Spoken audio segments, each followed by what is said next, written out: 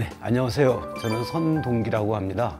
오늘 그림 감상의 주제는 꿈입니다. 이제 오늘 준비한 작품들은요.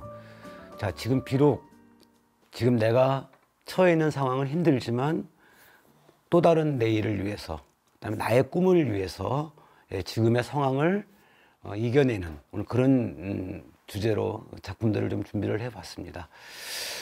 여러분들이 생각하는 꿈은 어떤 것인지는 좀 궁금합니다. 근데 오늘 그림 속에 등장하는 인물들의 꿈은 크지는 않습니다. 다만 앞을 위해서 지금 어려운 그런 시간들을 이겨내고자 하는 그런 사람들의 모습이고 또 그런 사람을 지켜보는 그런 사람들의 이야기입니다. 자, 오늘 첫 번째 작품은 이제 그의 첫 번째 항해라는 작품입니다.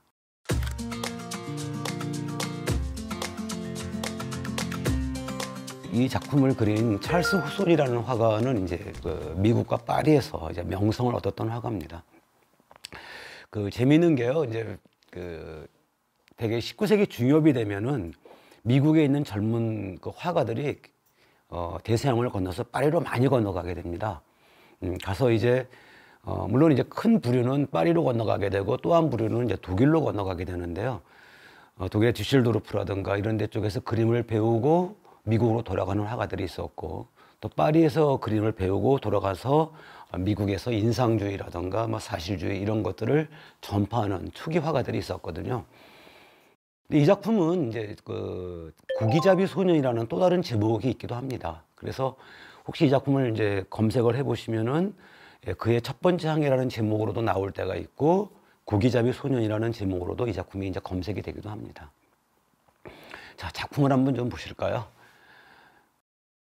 지금 아직 그렇게 나이는 많지 않아 보이죠. 뭐 10대를 간 넘었을까요? 그는 어려 보이는 얼굴인데 바다로 나갈 준비를 끝냈습니다.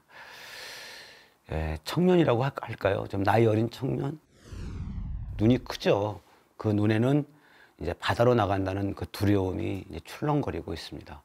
그런데 눈과는 달리 입술을 보면은 아주 굳게 닫혀 있어요. 장비를 든 손에도 힘이 들어가 있습니다. 자, 우선 손에 들고 있는 거는 이게 유리병처럼 보입니다. 이제 배를 타고 나가면은 아무래도 마실 물을 들고 나가야 되지 않습니까? 그래서 저 통에다가 이제 마실 물을 담은 것 같아요. 그런 통처럼 보이고요.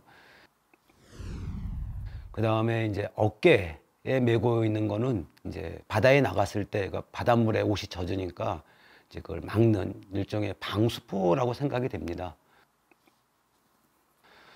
호손이 이제 그린 다른 작품에 보면은 그 선원들이 출항을 앞두고 그 장비를 준비하는 그 장면이 있는 작품이 있어요. 거기에 보면은 그 유사한 작품들이 이제 등장을 하게 되거든요. 자, 다시 그림으로 한번 돌아가 보죠. 이제 출항 준비를 끝낸 이 청년을 통해서 저는 이런 생각을 하게 됩니다. 자, 이를 통해서 이제 우리 자아를 확인하는 것이 이제 우리 모두가 해야 되는 일이죠. 세파라는 말이 있습니다. 말 그대로 이제 파도가 치는 세상이죠. 이제 그곳에 이제 몸을 던지고 이제 살아남는 것, 그것도 이제 자신의 몫을 찾아가는 이제 길이기도 합니다. 자, 우리 이제 청년 이제 시작하는 거죠. 첫 번째 항해잖아요. 자, 모든 그런 꿈은 첫 걸음부터 시작을 합니다. 우리가 처음이란 그 첫이라는 글자를 우리가 얼마나 많이 만날까요? 첫 걸음, 첫 직장, 첫 시험, 첫 사랑, 그 수많은 처음을 우리 만나게 되지 않습니까? 근데 그런 꿈들의 시작은 그리 크지는 않습니다. 크지 않아도 되죠. 내가 지켜나가고 있는 어떤 그런 소중한 일상이 내일의 시작점이 되지 않을까, 뭐 그런 생각도 들기도 합니다. 자, 두 번째 작품입니다. 바닷가에서라는 작품이죠. 자, 지금 먼 바다가 있고요. 또 어머니가 아이를 지금 등을 이렇게 잡아주고 있죠. 자, 이 작품을 그린 그 알프레드 브리처라는 화가는요, 19세기 말부터 20세기 이제 초까지 바닷가 묘사에 있어서는 최고의 화가라는 그런 평가를 받았던 사람이었었습니다. 거의 독학으로 이제 미술을 이제 공부했지만은 이제 풍경 화가로 이제 명성을 얻었죠. 그런데 그 브리처의 작품을 보면은요, 지금도 그 작품이 어디에서 그려진 작품이고 어디를 그린 작품이고 당시 날씨가 어땠고 뭐 이거를 또 어디 정도에서 서서 어디를 봤는지 뭐 이런 걸 다 알 수 있을 정도로 정확하다고 얘기를 합니다. 다 작품으로 다시 한번 돌아보겠습니다. 자, 바닷가에 서 있는 모녀입니다. 밀려오는 이제 잔물결 앞에서 이제 주춤거리는 아이의 등을 어머니가 가볍게 지금 밀어주고 있습니다. 작품을 잠깐 좀 보시고요. 예, 이제 우리 바닷가에 가면은 주로 부모님들이 이제 아이를 앞에 이렇게 세우고 뒤에 서 계시는 경우가 많죠. 그 아이는 어쩌면 처음 바다를 보는 아이에게는 그 끝이 보이지 않는 그 광활함 이런 것들이 굉장히 낯선 느낌일 수도 있습니다. 근데 문제는 이제 그런 보이지 않는 그 너머로 이제 아이는 나가야 하는 것이죠. 그게 결국은 이제 어른이 되면서 그 바다를 건너가는 거죠. 물론 이제 여기서 바다라고 말씀드렸지만은 바다와 같이 그 거대한 세상을 이제 향해서 나가는 것이죠. 이제 그것을 잘 아는 이제 부모님들은 앞에 서질 않습니다. 뭐 잠시 아이가 혹시 물러설지 모르니까 뒤에서 받아줄 준비를 하고 있는 것이죠. 아이가 나가야 되니까 부모는 뒤에 서 있는 거죠. 꿈이라는 것은 이제 모험을 하지 않으면은 쉽게 내 손에 들어오는 것이 아니죠. 이제 그 과정에서 우리가 만나게 되는 수많은 처음, 아까 말씀드렸죠. 또 얼마나 많았습니까? 그리고 그 처음 앞에서 뭐 상처받고 또 넘어진 것은 또 얼마나 많았습니까? 안 넘어지는 법을 배우는 것이 아니라 이제 넘어졌을 때 이제 바로 일어나는 이제 그런 법을 배웠던 것도 결국은 그런 과정을 겪은 뒤에 이제 얻었 그런 것들입니다. 예. 또 한 작품 보실까요? 빅토르 가브리엘 질베르가 그린 작품입니다. 이게 파리의 이제 그 저녁 거리의 모습입니다. 여러분들 파리 가시면은 가보신 분들은 참 근사하다라고 생각을 하실 거예요. 그런데 여러분들이 지금 만나고 있는 파리는 사실은 그 1800년대 중반 이후에 새로 만들어진 도시입니다. 그 이전에 파리는 유럽에서 가장 그 지저분하기로 악명 높은 도시였었죠. 뭐 파리 시내에만 해도 수많은 염색 공장, 무드질 공장, 그 다음에 뭐 대장간 이런 것들로 인해서 아주 파리가 엉망이었었습니다. 그러다 보니까는 아주 하천마다 오물이 넘치고 그랬고요. 그래서 결국은 1800년대 중반에 이제 나폴레옹 3세 때였죠. 그 오스만 남작을 이제 파리 시장으로 등용을 하고 나서 파리 전체를 밀어버립니다. 파리 전체를 밀고 이제 오늘날 우리가 알고 있는 그 파리의 거리를 만들기 시작을 하죠. 그러니까 작품을 보면은 아마 이제 파리가 만들어지기 시작할 이제 그 얼마 안 됐을 때의 작품입니다, 지금. 물론 이제 파리는 그때부터 밀기 시작을 해서 1920년대 이제 중반에 와서 이제 오늘날의 파리가 완성이 되죠. 자, 여기 질베르는요, 어렸을 때 이제 그림에 아주 천부적인 재능을 가지고 있었지만은 집안이 가난했습니다. 그래서 미술 정규 교육을 이제 오래 받지는 못했었어요. 그래도 그 파리의 시장거리, 또 좌판, 노숙자들 뭐 이런 모습들을 아주 생생하게 아주 그림에 아주 많이 남겨놨습니다.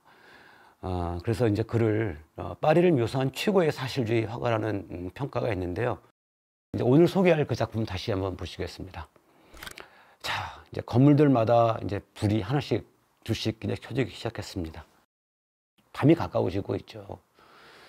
이제 하루를 이제 마감하는 이제 장터입니다. 이제 정신없이들 이제 짐을 싸는 상인들의 모습으로 이제 되게 분주한 모습들입니다. 하루 이제 장이 끝났었죠. 자, 이제 집으로 돌아가야 가는 길입니다. 근데 하루 종일 뭐 장사를 하다 보니까 이제 허기진 배를 채우기 위해서 이제 간이 음식 파는데 사람들이 좀 모여들기 시작을 했습니다.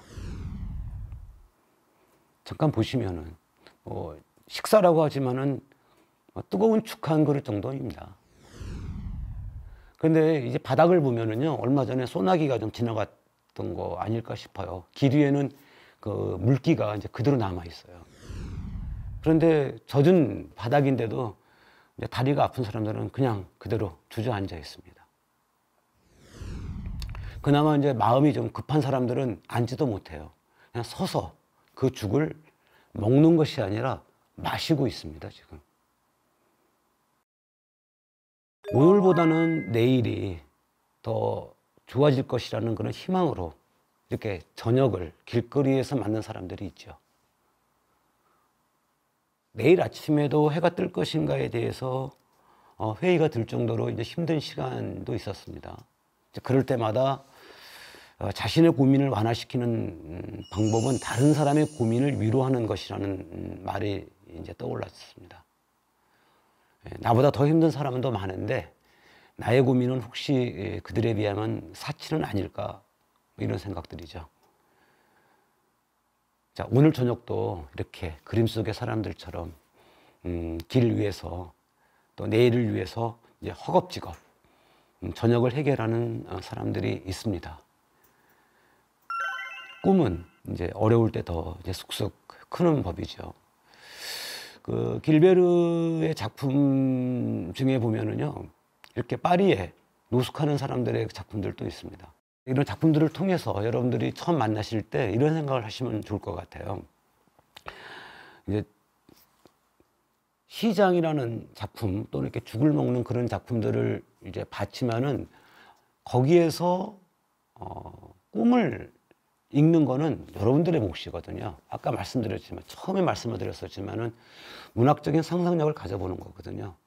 그러니까 그림에 있는 제목에 연연해하지 마시고 그림 속에 있는 사람의 처지를 자신의 이야기에 빗대보는 거죠. 그러면은 죽을 허겁지겁 먹는 사람의 모습에서 힘든지만은 오늘 이 시간을 넘기고, 왜 넘기는 걸까요? 내일을 위해서 넘기는 거잖아요. 이제 그런 느낌으로 그림을 이해해 보는 거죠. 저는 그걸 그림을 읽는다라고 자주 얘기를 하는데요. 그러니까 그림은 보는 것도 있지만은 이렇게 읽어보는 재미도 있습니다. 그래서 그 상상력이 아주 많이 필요한 것이죠. 자, 그림 3점 보셨습니다. 제가 주제를 꿈이라고 했지만은 묘사되어 있는 장면들은 다 달랐죠. 제 생각은 그렇습니다. 꿈은 어려울 때 더 쑥쑥 크는 법이거든요. 그러니까 그림에서 이렇게 힘든 상황을 넘기는 그런 사람들의 모습을 보시거든 혹시 그 사람들의 꿈을 여러분들께서 응원해 주셨으면 좋겠습니다. 자, 오늘은 꿈을 주제로 그림 감상을 해봤습니다. 네, 감사합니다.